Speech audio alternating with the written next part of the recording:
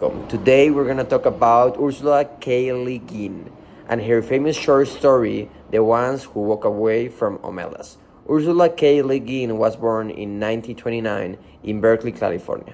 She studied literature and was deeply influenced by anthropology and philosophy.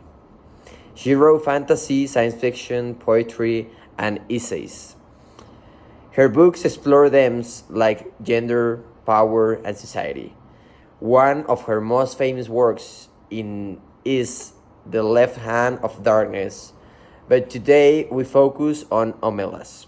She won many awards, including the Hugo and Nebula, and was a strong advocate for feminists and pacifists. She passed away in 2018, but her ideas still inspire us. Plot summary.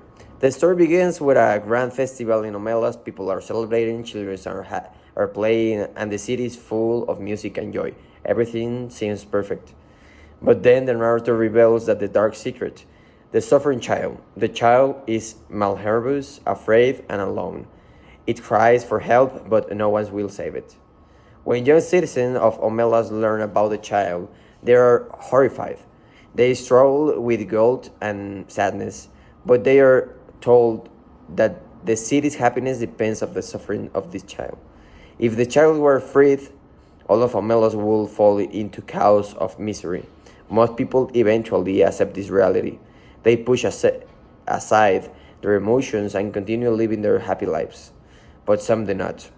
A few individuals, sometimes young, sometimes older, cannot accept this idea. They make silent decision. They leave Omelas walking alone into the unknown. No one knows where they go. They simply walk away, disappearing into the darkness. This makes us reflect on our own world. Do we also live in a society where some suffer so the others can be happy? How much are we willing to ignore for our own comfort? Society in Omelas. Now let's talk about Omelas, the setting of the story.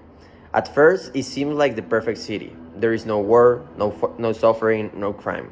People are joyful, celebrating life with music, dance, and art.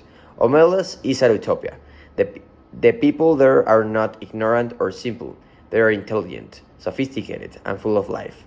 They have technology, but they only use what they truly need. They don't have kings, rules, police, or soldiers. But behind this paradise, there is a terrible secret. The happiness of Omelas exists because of the suffering of one innocent child. The child is locked in a dark, filthy room, neglected and miserable. Every citizen of Omelas knows about this child.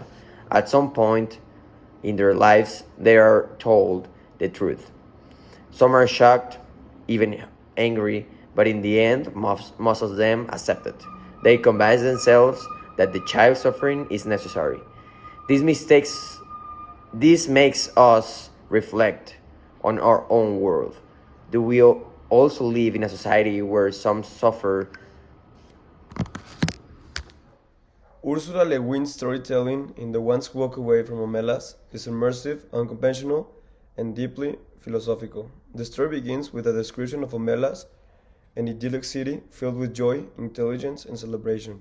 But rather than giving precise details, the narrator invites the reader to imagine it however they like. This technique makes us complicit in its creation, drawing us into a seemingly perfect world.